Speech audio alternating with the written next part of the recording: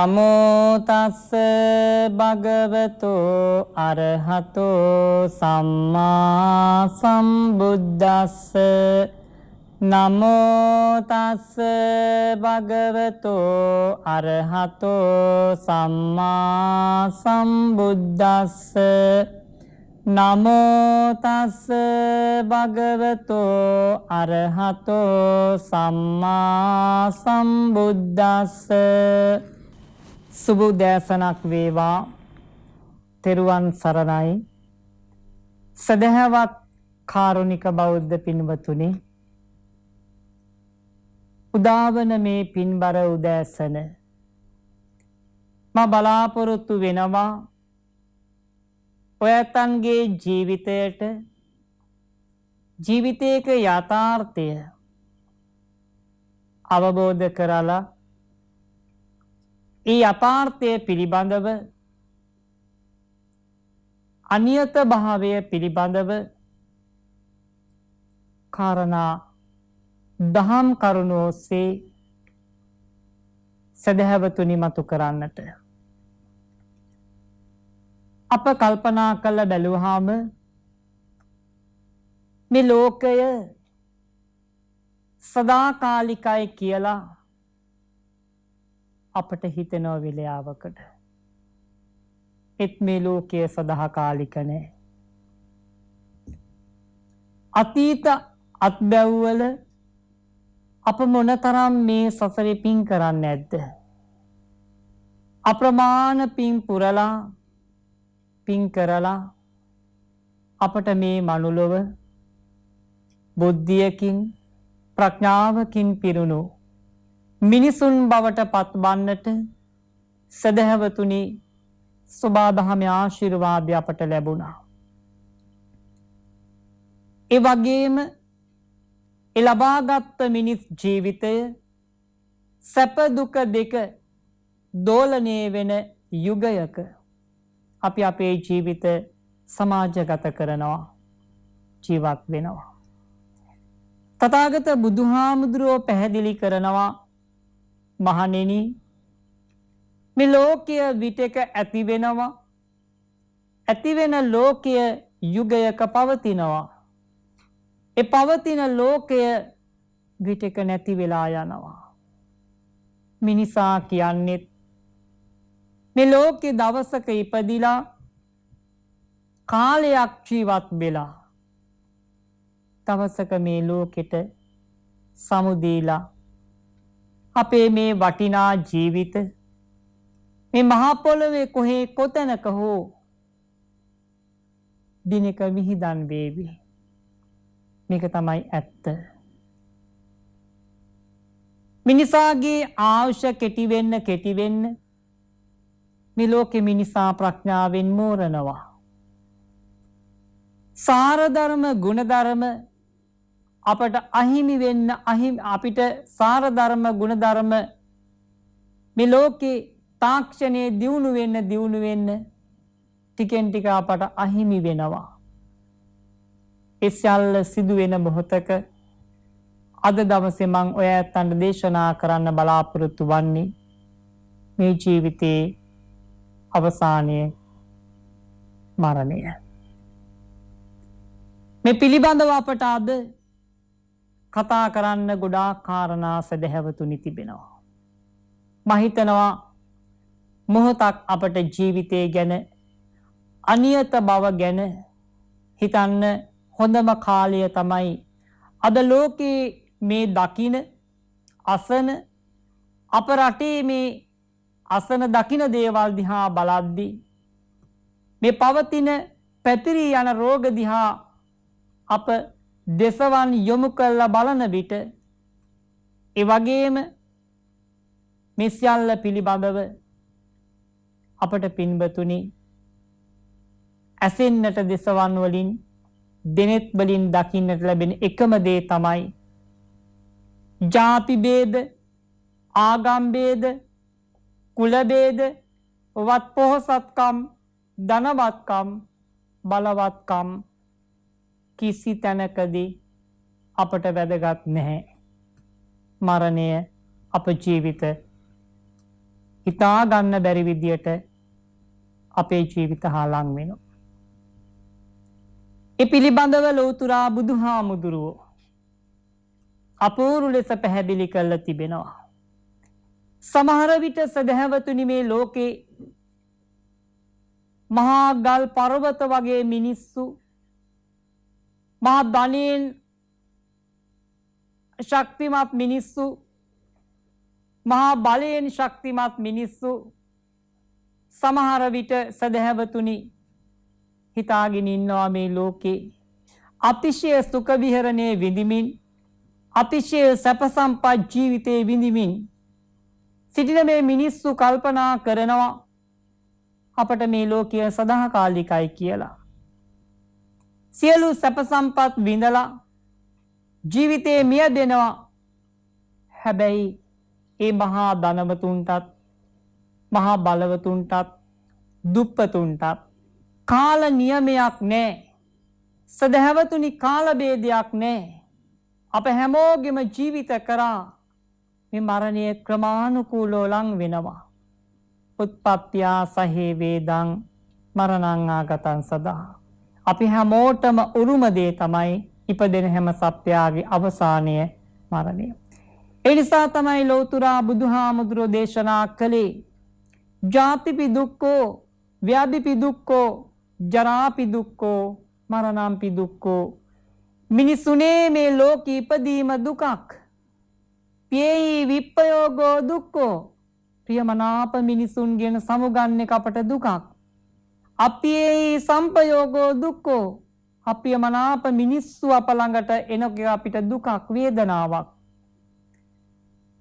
භෞතික සම්පත් අපට තිබෙද්දි දිනක මේ මහා සම්පත් සොරසතුරු පැහැර ගන්නවන අපට වේදනාවක් දුකක්. ඒ අප මේ ලෝකේ දකින වේදනාව දුක. ඒ සියල්ල එලෙස ලැබෙනවාසේ ජරාපි දුක්ඛෝ. පින්වතුනි අපේ ජීවිත ජරාවටපත් වෙනකොට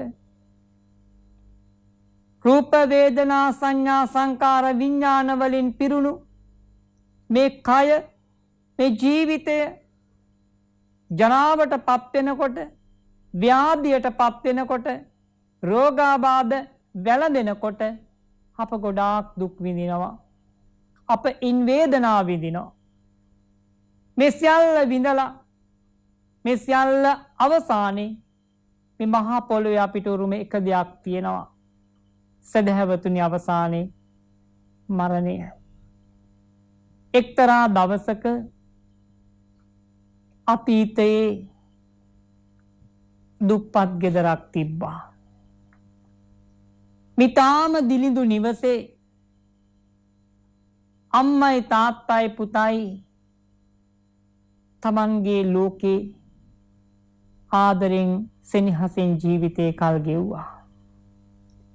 හැමදාම මේ තාත්තයි පුතයි තමන්ගේ ගොවිපලට උදෑසනින් පිබිදිලා යනවා වැඩ කරන්න. හැමදාම මේ දෙන්න ගිහිල්ලා ගොවිපලේ වැඩ කරනවා. අම්මා දවල් වුණාම ගෙදර සියලුම වැඩ කටයුතු අවසන් කරලා දවල්ට කෑම දෙහෙකුත් හදාගෙන ඒ දෙන්නට කෑමත් අරගෙන පාගමනින් ගොවිපලට පැමිණෙනවා. හැමදාම මෙහෙම ගොවිපලට පැමිණෙද්දී සදහැවතුනි එක දවසක මේ තාත්තා නැත්තම් මේ සැමියා ස්වාමි දියණියට පණිවිඩයක් යවනවා. අද ගොවිපලට එනකොට සුදු පාටින් ඇඳගෙන එක බත් මුලක් අරගෙන එන්න. මෙයා සැලවුණු වහාම මේ දැනගත් විගස අම්මා යනු හදවත සසල වෙන කෙනෙක්. තාත්තා යනු හිත ශක්තිමත් කෙනෙක්. ඒකයි කිව්වේ තාත්තා හිරු මඩල වගේ අම්මා සඳ මඩල වගේ. සදහැවතුනි මේ අම්මා කුමක්ද කළේ? හිතේට දැනුණ ප්‍රහෙලිකාවක් ප්‍රශ්නාර්ථ ලකුණක් අම්මාගේ හිතේ දැවටෙනවා. අම්මා කුමක්ද කළේ? හිත ශක්තිමත් කරගත්තා. හිත ශක්තිමත් කරගෙන මේ මෑණියන් එක කෑම මොලකුත් අරගෙන සුදු පාටින් සැරසිලා පා ගමනින් ගොවිපලට ගමන් කරනවා.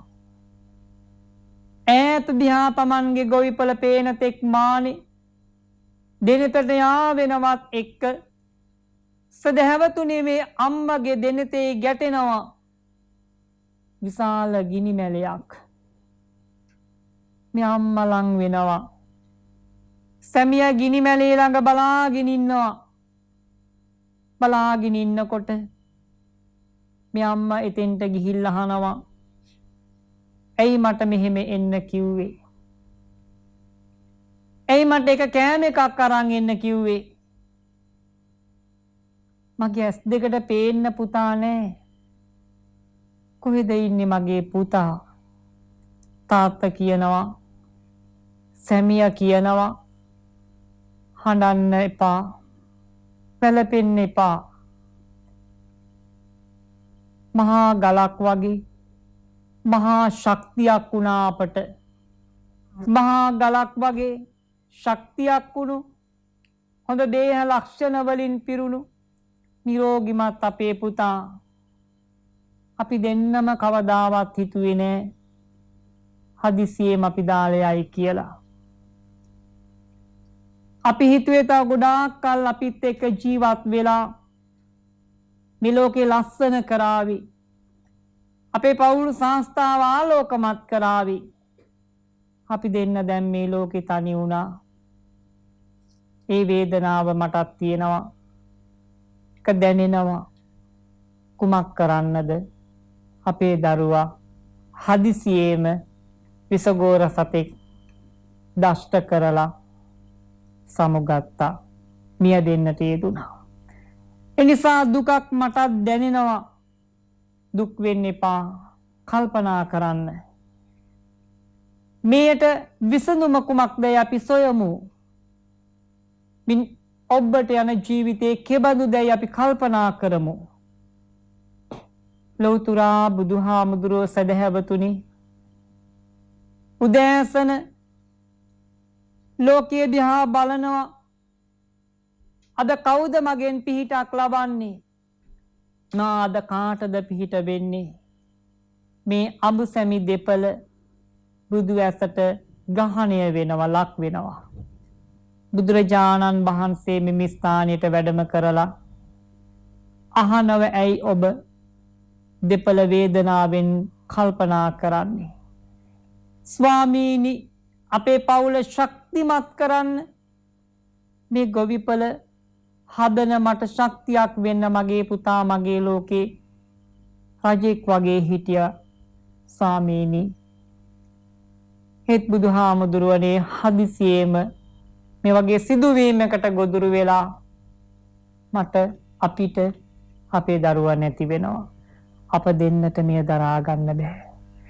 බුදුරජාණන් වහන්සේ පැහැදිලි කළා, මේ ලෝකේ හටගන්න හැම සත්වයෙක්ම දවසක දෛවය අවසන් වෙනකොට මරණයට පත් වෙන බව බුදුරජාණන් වහන්සේ පැහැදිලි කරනවා.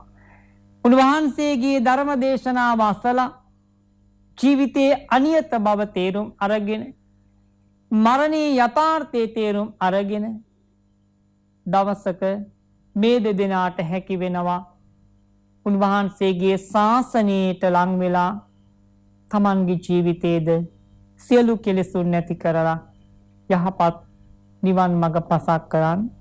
ඒ වගේම මේ දරුවගේ සසර ගමන යහපත් වූ වග උන්වහන්සේ බුදු ඇසින් බලලා මේ දෙපළට පැහැදිලි කරනවා. මා මේ තුල අර්ථවත් කරන්නේ මේ වර්තමාන සමාජෙත් එක්ක. පින්වත්නි, කල්පනා කරන්න අපිට ගොඩක් දේවල් තියෙනවා.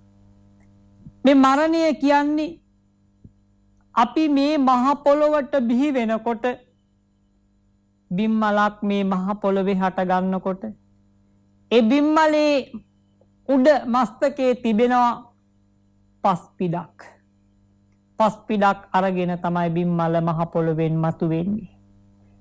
මේ ලෝකේ අපි හැම දෙනාම මේ ලෝකෙට පැමිණෙන්නේ හුදෙකලාවේ හටගන්නේ අපි අතමිටි මොලෝගෙන අරගෙන ඉන්නේ මොකුත්ම නෙමෙයි මරණය. මේ ලෝකෙට බිහි වෙලා සමාජයක් ගොඩනගාගෙන පෞල් සංස්ථාවක් හදාගෙන සමහර විට මහා මන්දිරවල වැජබෙමින් භෞතික ලෝකයේ ඉහළ සැප සම්පත් වින්දනය කරගෙන සදහැවතුනි අපි අපේ ජීවිත ආලෝකමත් කරගෙන යහපත් ලෙස ගත කරන්න ඒ වටපිටාව අපි නිර්මාණය කරගන්නවා. හොඳට ගේ දොර හදලා යාන වාහන අරගෙන ඒ සියලුම සම්පත් වලින් අනූන විදියට අපි මේ ලෝකේ ජීවත් වෙන්න වෙරදරනවා. හැබැයි දවසක කල්පනා කරන්න අපට මා මුලින් මතක් කළා වගේ කිසිදු ભેදයක් නැතිව වයස් සීමාවක් නැතිව මේ මරණය කියන ධර්මතාවය සදහැවතුනි අපේ ජීවිතයට ලංවීම ස්වාභාවික දෙයක්. බුදුරජාණන් වහන්සේ මේ සසර පුරා කිං සච්ච ගවේසී කිං කුසල ගවේසී උන්වහන්සේ මේ සත්‍ය කුමක්දයි සංසාරේ හෙව්වා. කුසලයේ කුමක්දයි සෙව්වා. උන්වහන්සේ මේ සසර පුරා එවැනි දේ හෙව්වා. ඇයි ඒ අපට අපූර්ව ලෙස පැහැදිලි. උන්වහන්සේ හිත හෙව්වා. මේ සිත සොයලා මේ කෙලෙස් සියල්ල දුරු කරලා ප්‍රාර්ථනා කළේ අදිෂ්ඨාන කළේ වෙන මොකුත් නෙමෙයි. දවසක අවිඳු අඳුරෙන් ගැවසීගත් මේ බියකරු සසර දනව්ව අතිශය බියකරුයි. අතිශය දුක්ඛිතයි. එනිසා මේ දුක්ඛිත සසර ගමනේ එතර වන්න උන්වහන්සේ මරණය අවසන් කරන්නට වෙරදැරුවා. එනිසා දාපට හොඳම උදාහරණ තියෙනවා මේට. මේ ලෝකී ජීවිත ගණන් බිලිගනිමින් තවත් ජීවිත ගණන් රෝගාතුර කරමින් මේ පැතිරී යන රෝගයත් එක්ක බලද්දී අපට හරියට කියන්න බැහැ මේ රෝගය නිසා සදහැවතුනි පුංචි ළමයද වැඩි හිටියද අපේ ජීවිතේ කොයි වෙලාවෙ බිලිගන්නේ කියලා. එනිසා අපට ආරක්ෂා වෙන්න ජීවත් වෙන කාලේ ඒ ජීවිතය සුරැකිව තබා ගන්න අපට දැන් අප ගැනම දෙපාරක් හිතන්න හොඳම කාලය මා හිතනවා සදහැවතුනි මිහි පිට ක්‍රමානුකූලව අපිට උදා වෙලා තිබෙනවා කියලා. එනිසා අප ඒ උදා කර ගන්නා වූ මේ වටිනා මිනිස් ජීවිතයේ දුර්ලභංච මනුස්සංච මේ දුර්ලභ වූ මිනිසත් බව අප කල්ප ගානක් පාරමී පුරලා අපට ලැබෙන්නේ. කලකිනි බුදු කෙනෙකුන් උපදින්නේ දුකකිනි මිනිසත් බව ලැබගන්නේ. සදහැවතුනි කල්ප ගානකට පස්සේ මේ ලෝකෙ බුදුවරයෙක් ඉපදෙන්නේ. කල්ප ගානකට පස්සේ ආත්ම ගානකට පස්සේ අපට හැකියාව ලැබෙන්නේ මේ මනුලොව මිනිසත්කමක් ලබන්න.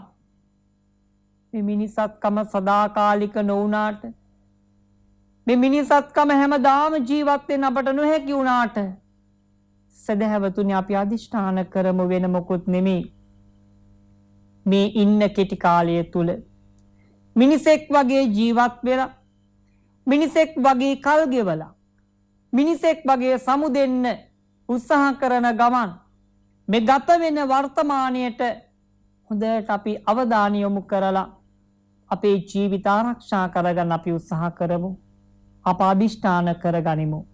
ඒ අදිෂ්ඨානය ඒ උත්සාහය දවසක අපට සතුටින් ජීවත් වන්නට ජීවත් වෙන කාලේ හැකියාව ලැබෙනවා. වෙනදට වැඩිය තව තවත් සදහැවතුනි අපි පින්දහම් එක්ක ජීවත් වෙන්න උත්සාහ කරමු. අපි වෙනදට වැඩිය ආගම දහමට නැඹුරු වෙමු. ඔය ඇත්තෝ වෙනදට වැඩිය පින්දහම් කරන්න උත්සාහ කරන්න. හැකි පමණින් ගෙදරට වෙලා ඒ උතුම් පින්කම් වල නියැලෙන්න.